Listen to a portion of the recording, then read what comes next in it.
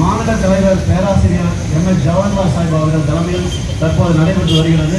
அதன் ஒரு பகுதியாக கோவை மத்திய மாவட்டத்தின் சார்பாகவும் மனிதநேய மக்கள் கட்சியினுடைய மாவட்ட செயலாளர் அருமை அண்ணன் இப்ராஹிம் அவர்கள் தலைமை தாங்கி நடத்தி வந்திருக்கிறார்கள். அவர்களுக்கும் மற்றும் இந்த ஆர்ப்பாட்டத்தில் கண்டன கோஷம் எழுப்ப வந்த மாநில தலைமை கழக பேச்சாளரும் அருமை அண்ணன் பழனி பாரூக் அவர்களுக்கும் மற்றும் மாநில பிரதிநிதி அனல் அக்பர் அவர்களுக்கும் மற்றும் மாவட்டத்தினுடைய தலைவர் அண்ணன் சரபீன் அவர்களுக்கும் மற்றும் தமிழ்நாடு முஸ்லிம் முன்னேற்ற கழகத்தினுடைய மாவட்ட செயலாளர் முஜீப் ரஹ்மான் அவர்களுக்கும் மற்றும் மாவட்டத்தினுடைய துணைத் தலைவர் டிஎம்எஸ் அப்பாஸ் அவர்களுக்கும் மற்றும் கோஷங்களை எழுப்பிய இளைஞரணி செயலாளர் சுபைர் அவர்களுக்கும் வர்த்தக அணி செயலாளர் ஷரீப் அவர்களுக்கும் தொழிற்சங்க அணி செயலாளர் அபு அவர்களுக்கும் தொண்டரணி செயலாளர் அசாதுதீன் அவர்களுக்கும் மருத்துவ சேவை அணி செயலாளர் சதாம் ஹுசேன் சபீர் அவர்களுக்கும் மற்றும் விளையாட்டணி செயலாளர் ரியாஸ் அவர்களுக்கும்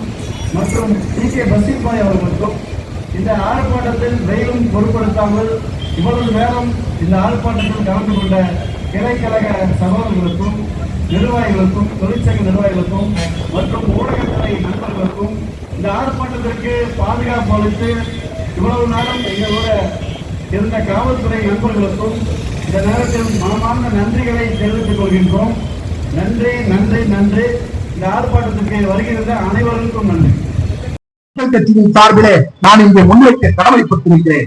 அறிஞர் அண்ணாவை பற்றி சொன்னார்கள். அறிஞர் அண்ணா அவர்கள் பூரண மதுவிலக்கு கொள்கை என்ற அந்த கொள்கையில் உறுதியாக இருந்தார்.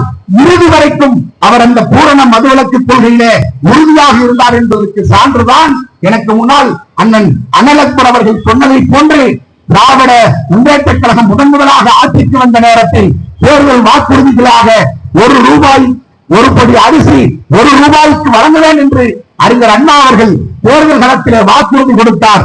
அப்பொழுது அவருடைய அமைச்சர்களையும் அதிகாரிகளையும் அழைத்து ஒரு படி அரிசி ₹1 கொடுக்க வேண்டும், அது எப்படி சாத்தியம் என்று கேட்டபோது பூரண மதுவிலக்கை ரத்து செய்வோம், தமிழகம் முழுவதும் நாம் சாராய கடைகளை விற்பனைக்கு அனுமதித்தோம் என்று சொன்னால் உங்கள் கனவு திட்டத்தை தமிழகத்திலே அமல்படுத்த முடியும் என்று அதிகாரிகளும் அமைச்சர்களும் அறிஞர் அண்ணாவர்களிடம் சொன்னபோது அப்படி மக்களை குறிப்பாக தமிழகத்து பெண்களின் தாலி அறுக்கின்ற அந்த மது விற்பனையை என்னுடைய ஆட்சியிலே அனுமதித்து அந்த என்னுடைய கனவு திட்டத்தை ஒரு படி அரிசி ₹1 தோழன் என்ற திட்டத்தை அமல்படுத்த வேண்டிய அவசியம் இல்லை என்று சொல்லி அந்த திட்டத்தை புறந்தள்ளிய ஒரு அரசியல் தலைவர் தான் பேரறிஞர் அண்ணா அவர்கள்.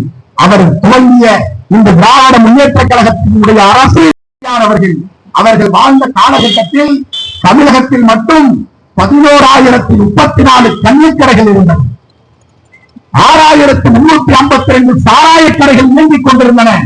கன்னிக்கடைகளில் ஒரு ஆண்டுக்கு 11,000 கோடி பேரல்கள் கல் விற்பனை செய்யப்பட்டது. 1,75,000 கோடி பேரல்கள் சாராயம் விற்பனை செய்யப்பட்டது.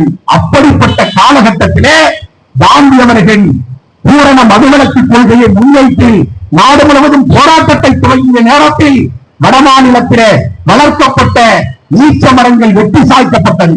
ஈச்ச மரங்கள் அங்கே வெட்டி சாய்க்கப்பட்ட நேரத்தில் தமிழகத்திலே தந்தை பெரியார் அவர்கள் தனக்கு சொந்தமான 500க்கும் மேற்பட்ட தென்னை மரங்களை வெட்டி வீழ்த்தி பூரண மதுவிலக்கு கொள்கைக்கு ஆதரவாக காந்தியின் கரத்தை வலுப்படுத்தி சமூக தீமை நீங்குகவே,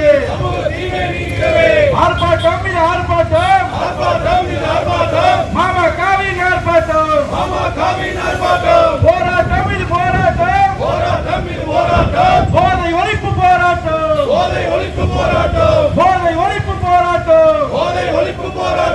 தமிழக அரசு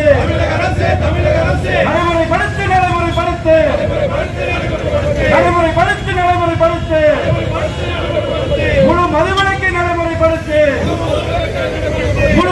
முழு மதுவிலக்கை நடைமுறைப்படுத்து. தமிழக அரசு